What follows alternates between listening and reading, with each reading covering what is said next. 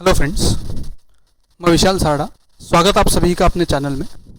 आज के सेशन में हम लोग आरआरबी का जो नोटिफिकेशन आया हुआ है उसके ऊपर कुछ डिस्कशन करने वाले हैं, ठीक है ना। बहुत से दिनों से फ्रेंड्स, बहुत से लोगों के माइंड्स में से कन्फ्यूजन चल रहा था, तो because of lockdown, because of corona, कि ये न्यू रिक्रूटमेंट होगा नहीं होगा, बैंकिंग या कोई भी गवर्नमेंट सेक्टर का एग्जाम होगा या नहीं होगा। ऐसी बहुत सारी अलग अलग चीज़ों का डिस्कशन, बहुत से लोगों के दिमाग में ऐसा अलग अलग टाइप का कन्फ्यूजन था। बट हाल ही में जो आरआरबी का नोटिफिकेशन इशू आप देख सकते हो, उसमें अराउंड 10,000 के आसपास के वैकेंसीज है जो कि आरआरबी ने अनाउंस किया हुआ है। RRB means regional rural bank. जो रेलवे वाला आरआरबी होता है वो अलग है, और अपन जो आरआरबी की बात कर रहे हैं ये related to banks, that is regional rural banks, ठीक है ना।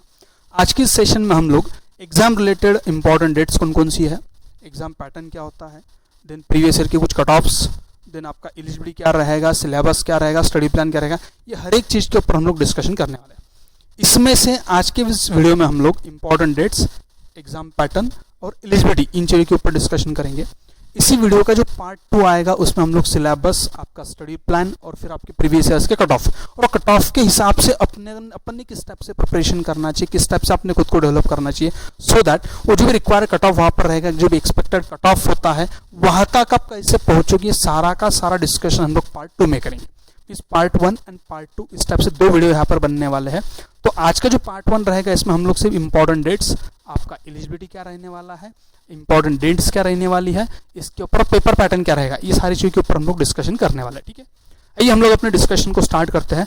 उससे पहले अगर आपको वीडियो अच्छा लगता है, पसंद आता है, तो इसको जरूर लाइक करिए, शेयर करिए और हमारे चैनल को याद से सब्सक्राइब करिए, ताकि जो भी इसके बाद का वीडियो आएगा, इसका पार्ट 2 आएगा, उसके अंदर स्टडी प्लान आएगा, उसके अंदर हम लोग कुछ प्रिपरेशन भी इसके ऊपर करने वाले हैं। आपके सिलेबस रिलेटेड कुछ सब्जेक्ट वाइज वीडियोस भी हम लोग यहाँ पर अपलोड करने वाले हैं।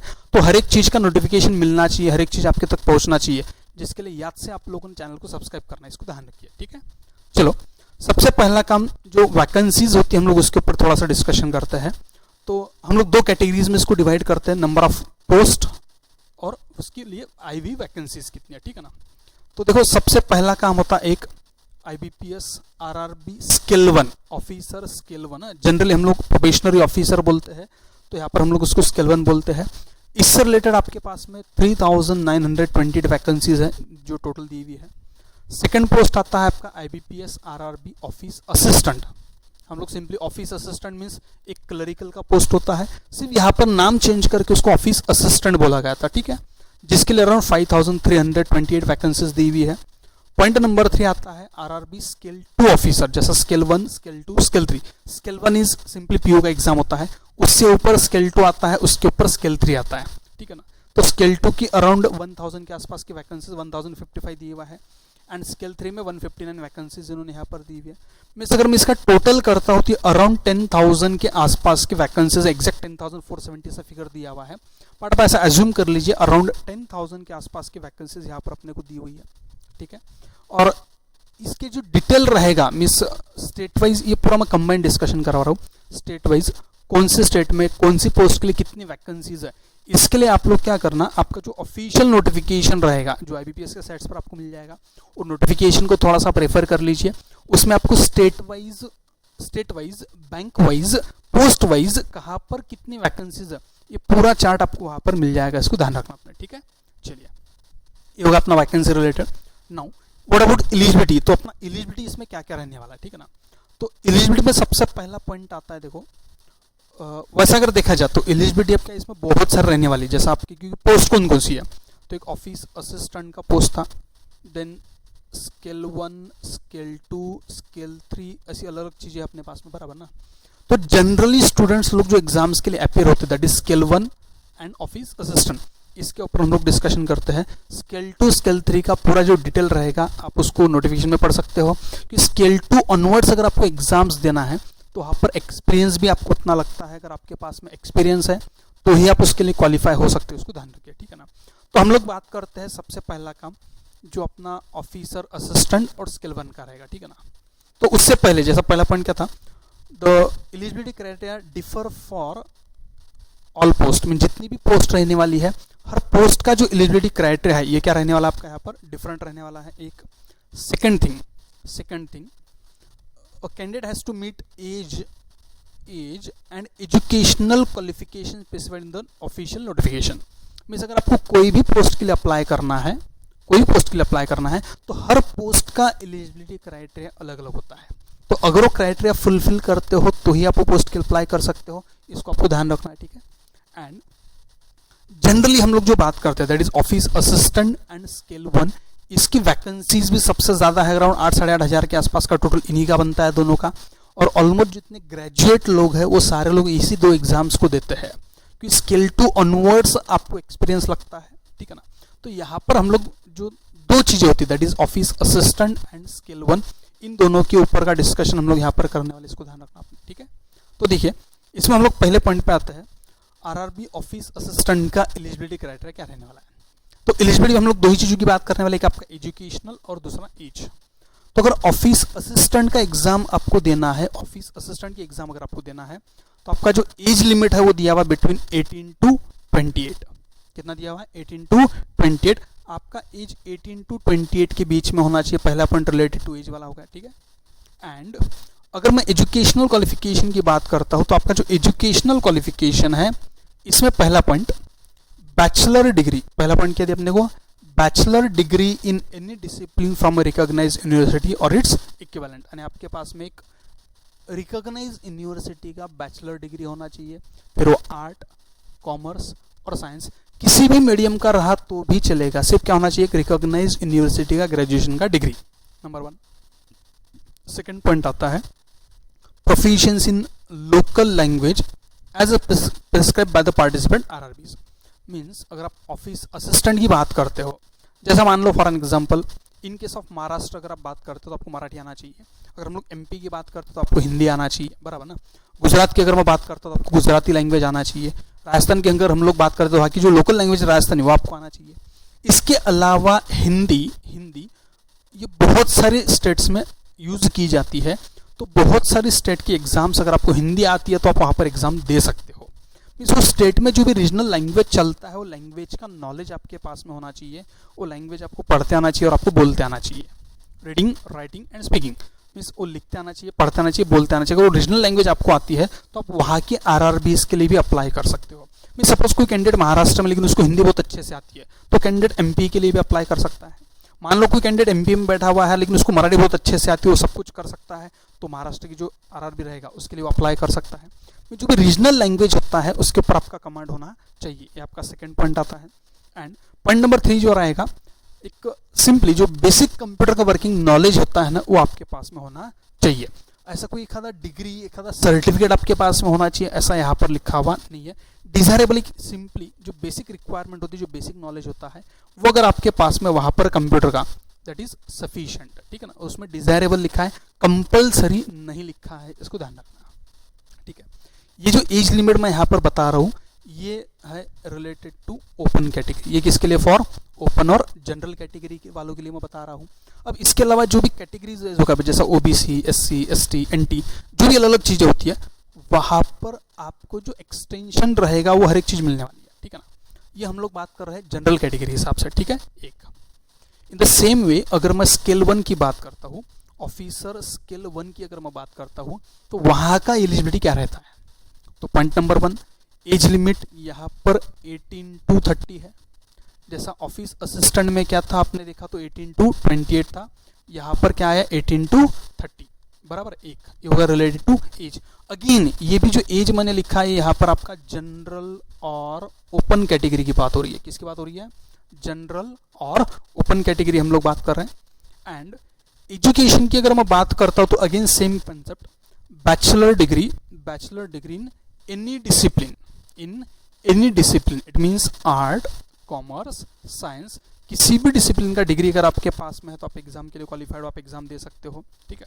Preference will be given to, ऐसा नोटिफिकेशन में लिखा हुआ है। यहाँ पर अलग अलग कोर्सेज बहुत सारे रिलेटेड टू एग्रीकल्चर है, कॉमर्स है, मैनेजमेंट है, लॉ है, इस टाइप के लोगों को वहाँ पर ये जितनी भी चीज़ें यहाँ पर लिखी है आप नोटिफिकेशन में पढ़ सकते हो। ये सारी की सारी जो चीज़ें यहाँ पर मेंशन की हुई है इन लोगों को प्रेफरेंस दिया जाने वाला है, बट ये कंपलसरी आपके पास में होना चाहिए ऐसा कहीं पर लिखा हुआ नहीं है। आप देख सकते हो यहाँ पर ऐसे अलग बहुत सारी चीज़ें हैं, जैसे इन्होंने यहाँ पर लिखा एग्रीकल्चर लिखा, हॉर्टिकल्चर लिखा, फॉरेस्ट लिखा हुआ है, बराबर ना। इसके साथ साथ में एंडेड में देखते इंजीनियरिंग भी लिखा हुआ है, बराबर है।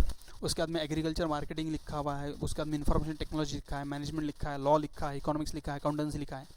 इन सारे लोगों को वहाँ पर प्रेफरेंस दिया जाएगा, बट ये रहा तो ही सिलेक्ट होगा ऐसा नहीं है। अगर आपके पास में इससे रिलेटेड कोई डिग्री नहीं भी है तो भी आप एग्ज़ाम के लिए अपियर हो सकते हो, तो भी आप एग्ज़ाम के लिए क्वालिफाई हो, इसको ध्यान रखना। बिकॉज ये क्या लिखा है, प्रेफरेंस विल बी गिवन, उन लोगों को पहली चॉइस दी जा सकती है बट उनको ही लेंगे ऐसा नहीं है, ठीक है ना। And again proficiency in local language as prescribed by the local RRB, जो भी वहाँ पर आरआरबी रहेगी वो लोकल लैंग्वेज आपको आना चाहिए। जैसा मैंने असिस्टेंट के लिए आपको बताया था, इन द सेम वे वो जो लोकल लैंग्वेज रहेगी उसका नॉलेज आपके पास में होना चाहिए। ये उन्होंने आखिरी का एक पॉइंट यहाँ पर अपने को दिया हुआ है, इसको ध्यान रखना, ठीक है। नाउ ये होगा रिलेटेड टू एलिजिबिलिटी, ठीक है। और वही एक कंप्यूटर का वर्किंग नॉलेज आपके पास में होना चाहिए, जैसा ऑफिस असिस्टेंट में हम लोगों ने बात किया था वैसे यहाँ पर दिया हुआ है, ठीक है। नाउ एग्जाम पैटर्न की अगर मैं बात करता हूँ तो जो प्रीलिमिनरी एग्जाम रहने वाला, जो प्री एग्जाम रहने वाली है, फिर आप चाहे वो स्केल 1 की बात कर लो या ऑफिस असिस्टेंट की बात कर लीजिए, बोथ द केसेस स्केल 1, ये आपका स्केल 1 एंड उसके आगे ऑफिस असिस्टेंट, दोनों का भी अगर आप बात करते हो तो जो एग्जाम पैटर्न रहेगा फॉर प्रीलिम्स ये दोनों का सेम है। प्रीलिम्स का पैटर्न क्या है, सेम। नंबर 1 दो ही सब्जेक्ट अपने को, एक आपका रीजनिंग, दूसरा है न्यूमेरिकल एबिलिटी। न्यूमेरिकल एबिलिटी को ही हम लोग मैथ्स भी बोल सकते हैं, कुछ लोग इसको मैथ्स बोलते हैं, कुछ लोग क्वांटिटेटिव एप्टीट्यूड बोलते हैं, ठीक है ना। रीजनिंग एंड मैथ्स आपको दो ही सब्जेक्ट है। और जो एग्जाम आपको देना है, जब एग्जाम में जाओगे तो आपको जो एग्जाम देना है वो आप चाहो तो हिंदी में दे सकते हो, इंग्लिश में दे सकते हो और रीजनल लैंग्वेज में भी आप दे सकते हो। ये रीजनल लैंग्वेज हर स्टेट के हिसाब से अलग अलग रहने वाली है, इसका डिटेल आपको ऑफिशियल नोटिफिकेशन में वहाँ पर मिल जाएगा। तो आपके पास दो सब्जेक्ट है, that is reasoning and maths, that is numerical ability. ये दोनों से रिलेटेड आपको 40-40 ऐसे 80 क्वेश्चंस रहने वाले हैं for 80 marks, 80 question 80 marks. And ये 80 क्वेश्चन सॉल्व करने के लिए कंपोजिट टाइम मिलने वाला है आपको 45 मिनट्स का। वो 45 मिनट्स के अंदर ये 80 क्वेश्चंस आपको अटेम्प्ट करना है, ठीक है। ये रहेगा आपका प्रीलिम्स का पैटर्न। एंड आफ्टर प्रीलिम्स अगर आप प्री क्वालिफाई हो जाते हो तो प्रीलिम्स के बाद आता है आपका मेंस का एग्जाम, जिसमें क्या रहेगा, देखो ध्यान से देखना, आपने थोड़ी चीजें ऐड होने वाली है। अगेन प्रीलिम्स के लिए आप लोगों ने जो प्रिपरेशन किया हुआ, दैट इज एक आपका reasoning and mathematics, reasoning and mathematics, ये दो सब्जेक्ट तो एज इट इज आपको है यहाँ पर, ठीक है। रीजनिंग और न्यूमेरिकल एबिलिटी के 40 और 40 ऐसे 80 क्वेश्चन जैसे वहाँ पर थे वैसे 80 क्वेश्चन यहाँ गए for 100 marks, for 100 marks. Total exam है 200 मार्क का, टोटल एग्जाम है 200 मार्क का। और मैथ्स एंड रीजनिंग मिलाकर आपको अराउंड 50% वेटेज है दे दिया, इन दोनों को मिलाकर 100 मार्क दे दिया आपको। रीजनिंग और मैथ्स 50-50 मार्क्स का मतलब 100 मार्क क्या हो गए, अन्य 50% वेटेज इन दो सब्जेक्ट का है। इसके अलावा तीसरा सब्जेक्ट आता है आपका जनरल अवेयरनेस 40 क्वेश्चन, जिसको 40 मार्क्स यहाँ पर दिया हुआ है, 40 क्वेश्चन 40 मार्क्स। इसके बाद एक सब्जेक्ट आपको आइदर इंग्लिश और हिंदी, दो में से एक, 4A 4B लिखा हुआ है। आप चाहो तो इंग्लिश अटेम्प्ट कर सकते हो, चाहो तो हिंदी भी अटेम्प्ट कर सकते हो, डिपेंड्स ऑन यू। वहाँ पर भी आपको 40 क्वेश्चन 40 मार्क्स, हिंदी अटेम्प्ट कर सकते हो, इंग्लिश भी अटेम्प्ट कर सकते हो, दो में से एक सब्जेक्ट आपको अटेम्प्ट करना है। 40 क्वेश्चन 40 मार्क्स के लिए वो आने वाला है। एंड लास्ट में रहेगा आपका कंप्यूटर का बेसिक नॉलेज आपके पास में होना चाहिए, वो कंप्यूटर का भी एक सेक्शन वहाँ रहने वाला है, जिस पर 40 क्वेश्चन 20 मार्क्स के लिए आपको आने वाले हैं। Computer 40 question 20 marks, 40 question 20 marks. ऐसा अगर मैं देखूँ तो टोटल नंबर ऑफ क्वेश्चंस आपके पास में है 200 फॉर 200 मार्क्स। 200 क्वेश्चंस, ये आगे है लिखा हुआ है 200 question for 200 marks, 200 question 200 mark. And अगर मैं टाइमिंग की बात करता हूँ तो कंपोजिट टाइम दिया हुआ है आपको 120 मिनट्स का, ठीक है ना। कंपोजिट टाइम दिया हुआ 120 मिनट का, नहीं 2 घंटे का आपका एग्जाम रहने वाला है, इसको आपने ध्यान रखना है, ठीक है। ये होगा आपका असिस्टेंट और स्केल 1 का मेंस का पैटर्न। और ये मेंस होने के बाद जो लोग ऑफिसर स्केल 1 के लिए अप्लाई कर रहे हैं, आपको इंटरव्यू के लिए भी जाना पड़ेगा। असिस्टेंट वालों का इंटरव्यू नहीं रहेगा, बट स्केल 1 की अगर हम लोग बात करते हैं तो वहाँ पर इंटरव्यू भी रहता है, इसका ध्यान रखना आपने, ठीक है। अब ये आपका पेपर पैटर्न होगा। इसका हम लोग थोड़ी सी इंपॉर्टेंट डेट्स जो की बात करना है तो लास्ट 2 दिन बचे हुए हैं आपके पास में, बिकॉज ऑलमोस्ट अप्लीकेशन 1 जुलाई से फिलअप करना स्टार्ट हुए हुए हैं एंड लास्ट डेट दिया हुआ है 21 जुलाई। लास्ट डेट क्या है? 21 जुलाई। तो अप टू 21 जुलाई आप लोगों को रजिस्ट्रेशन करना है, इसको ध्यान रखना। 2 दिन बचे हुए, विदाउट फेल जिन्होंने नहीं किया होगा आप लोग इसका रजिस्ट्रेशन कर लीजिए।